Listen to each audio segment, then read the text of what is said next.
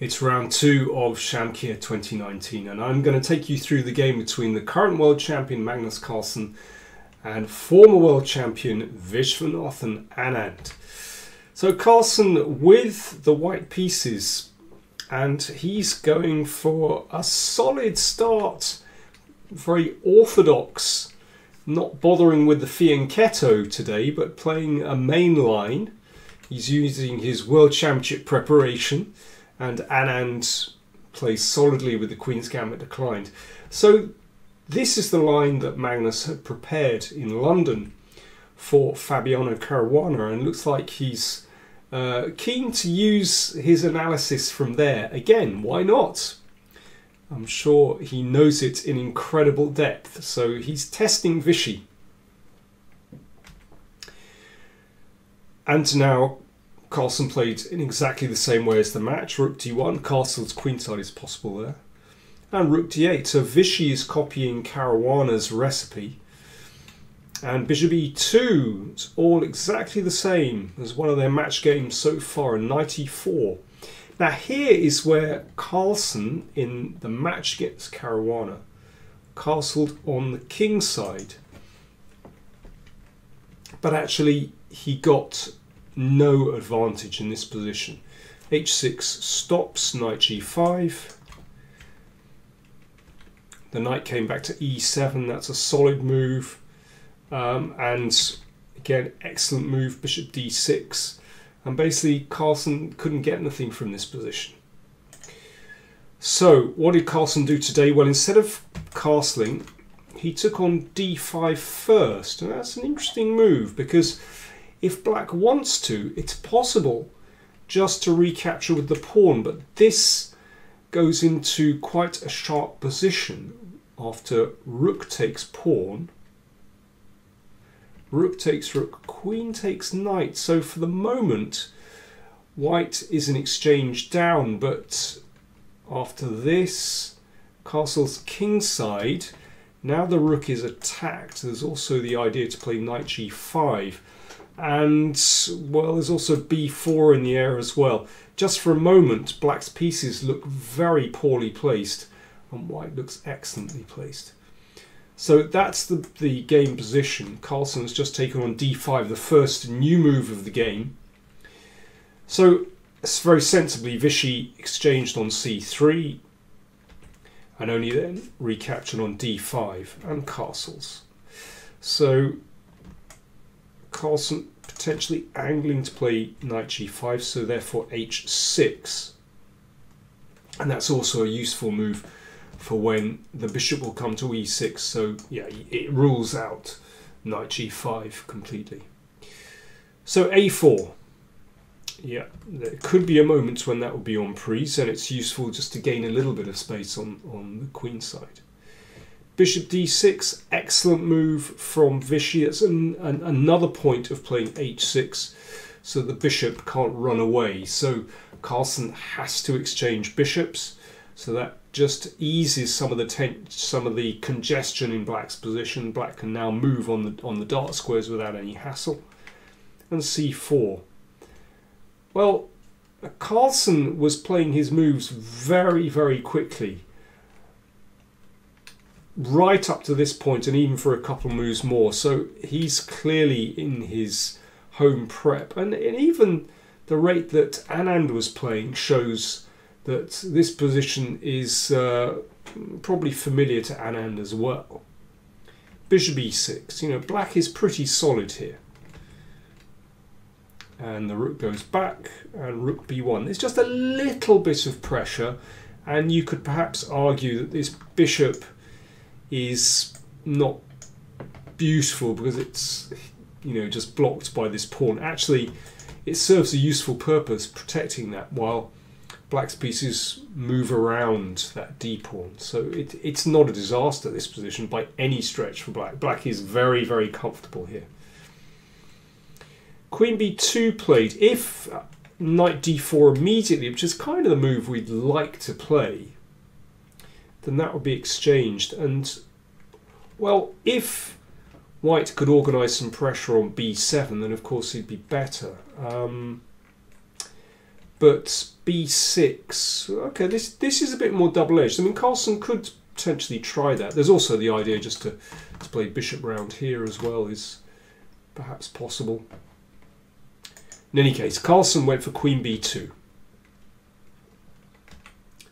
Threatening the pawn, which was defended, and only then knight d4, so that after this he could recapture with the queen and keep his kingside pawns fully intact and together. Well, that's much more of a Carlsen solution, you know, keeping this positional advantage of nice pawns on the kingside. So b6, I think, you know, this has to be done if Anand wants to equalise the position, exchanging off pawns, very logical. So after 13 minutes of thought, Carlsen exchanged on b6. He could have tried rook c1, perhaps that's what he was contemplating, but actually after this it's very hard for white to make any progress here. After this, you can see that, yeah, it's not a beautiful bishop, but it protects that important pawn, and black is going to get counterplay here. At the moment, you know, there's only one weakness that black has, that pawn on d5. And remember, there's a weak back rank, so that slows white down, and also that pawn needs to be taken care of as well. So it's very hard for white to actually make significant progress in that position. So Carlsen exchanged on b6. And now played h3. This move is absolutely necessary to give his king an escape square. Carlsen said after the game that at first he was perhaps thinking that he could get away with playing this. But he quickly convinced himself that the rooks would be far too active. Actually, you know, he was looking at trying to get to a7, but well, he realised that was pretty futile. So rook fd1 after 17 minutes thought. So he's slowing down. And here Vichy played an inaccuracy. He said after the game he thought queen c5 was a better move. Queen c2 is also possible. Let's have a look at Vichy's idea. Queen c5. Well, white would then exchange on b6, but this certainly isn't bad for black, because, you know, this can be defended. This is very solid. You could go rook c6 here. You could also play bishop d7 to attack this one. Black should be absolutely fine in this position. But Vichy played queen c3. And after the exchange, I think he'd underestimated a5. I think he'd missed a few details after this move. And suddenly Carlsen just has a little something in this position. Once that pawn reaches a6, then he's got a target to aim at on a7. So a5 just being played. Rooks exchanged. Now Vichy thought that rook a3 was the best way to try and make a draw here. He went for rook c5. And now, well, we'll see why in a second, but I think Carlsen should check first and then play for a6. He played a6 first. Looks very, very promising for white, and in the game it certainly was. But Anand had a chance here. He could have played bishop c8. Seemingly very passive.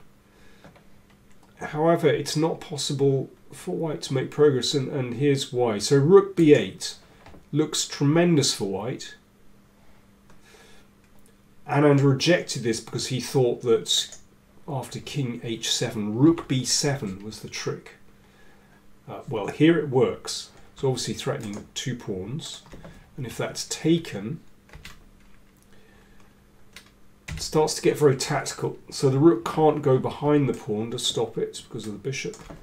And after the check, and the rook goes behind on b1. However, there is bishop d3 check, winning the rook. Let's go back. So bishop c8 just played, rook b8. This is a variation. Anand could have just played g6, and that's good enough actually, because after rook a8, the rook just comes back to c7 and can't make progress there. And if bishop g4, bishop g4, not g4, of course that forces f5, which looks very ugly because now the 7th rank is open, but actually it's not really possible to exploit that. I mean, I guess one could try g4 and make a little bit of space on the king side, but actually black should be alright here. Black is holding firm. So coming back to this position, here's the game position. a6 just played, and bishop c8 was Anand's chance. Instead he played g6 and the rook came to b7. Check. So Anand looking for counterplay on the 2nd rank, but actually after this move it's not great for black. If that pawn is taken, then rook a7. First he thought that d4 would offer counterplay, with bishop d5 following to counterattack and try and stop the a pawn. In fact, well, white has a couple of good moves here. It's possible just to take that, but Carlsen after the game pointed out check, and then rook d8, preventing bishop d5 and just making way for the pawn. And after this, well, white is a clear pawn up. Both these pawns suddenly look extremely dangerous. That must be winning for white. So bishop b5 just played, rook b2, and now simply king g3, and this is a dire position for black. The bishop is just going to move, and on the next turn rook takes pawn. Anand could find nothing better than to play like this, allowing a liquidation into a rook and pawn endgame, but this is completely winning for white, and the reason is that this pawn is too vulnerable, and it's actually a fairly simple win. It takes a long time, as I'm going to show you, but actually it's very easy technique. So rook a8, rook a3, king came back. He's just making room for his pawns. Oh, that prevented, of course, that prevented d4 because of the pin. And a7. Now, normally you have to be extremely careful when you play the pawn up to a7 because it paralyzes the rook, and then this is the active rook.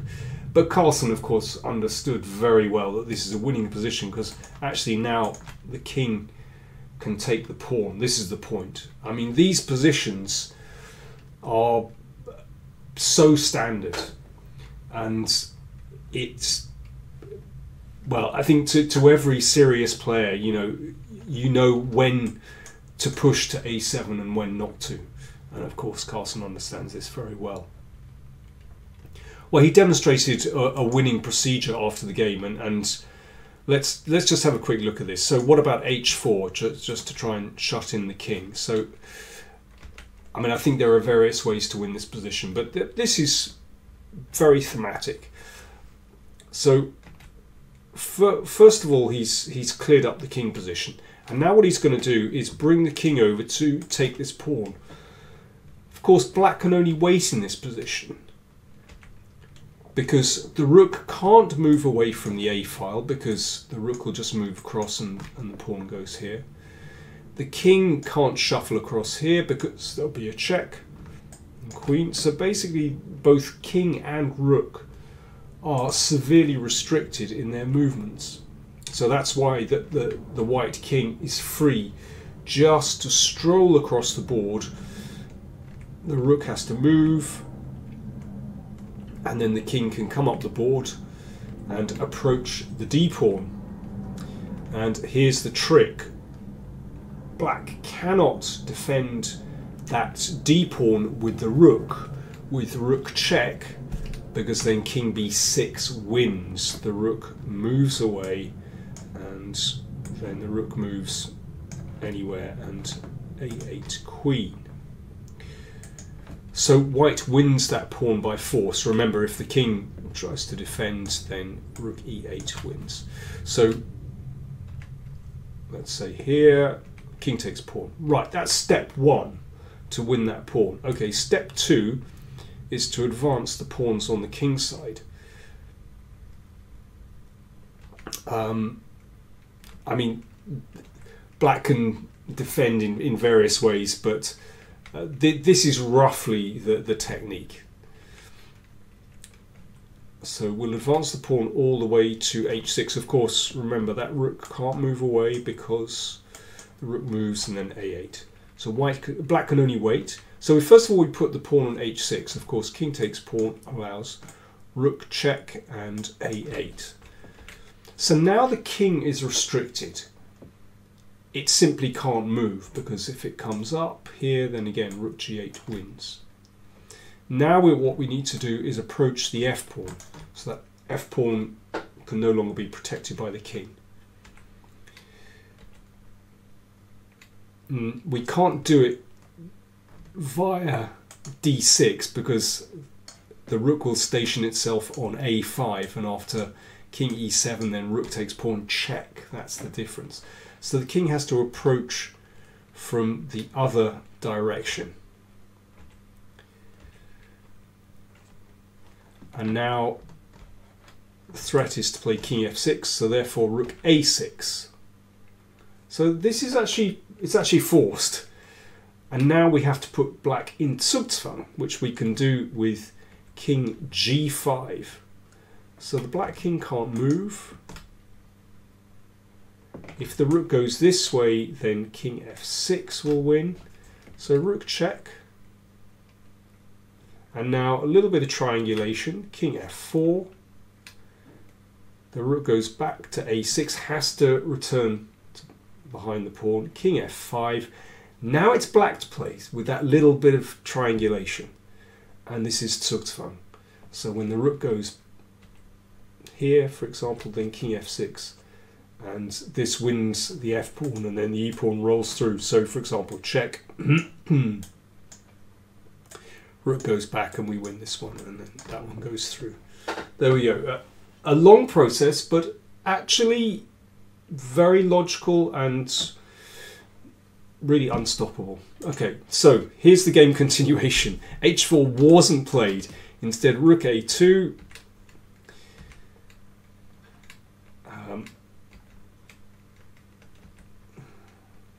Basically, this is just preparation for the king's journey across the board, and now white is going to play in exactly the same way to win the d-pawn. Here, Anand resigned. Well, we could end up in a situation very similar to the one we've just seen. So let me just give an example of that, how we roughly get there. I mean, I'm really not surprised Anand resigned. It certainly wasn't premature. So the king will win the d-pawn in exactly the same way. Once again, if rook check, then king b6. So we win the d-pawn. And then we can just advance the pawns in exactly the same way. g4 will happen soon, and well, we're basically going to arrive at the same position. So I think Magnus would class that as a smooth victory, but I think Anand will be desperately disappointed with his play. As Magnus said after the game, sometimes he suffers a lapse of concentration, and that's certainly what happened here. And Magnus said after the game also that he didn't feel he had any real advantage in this position. If Vishy had just played queen c5, it probably would have ended up in a draw. Nevertheless, strange things happen when people play Magnus. We've seen it before in these kind of technical positions, so well done to him. Shamkir is hotting up because after the draws of the first round, well, we've had a few victories. Karyakin defeated Giri, and Ding Liren defeated Grishuk in a very tense game, actually. So it's looking good for the tournament. Thanks for watching.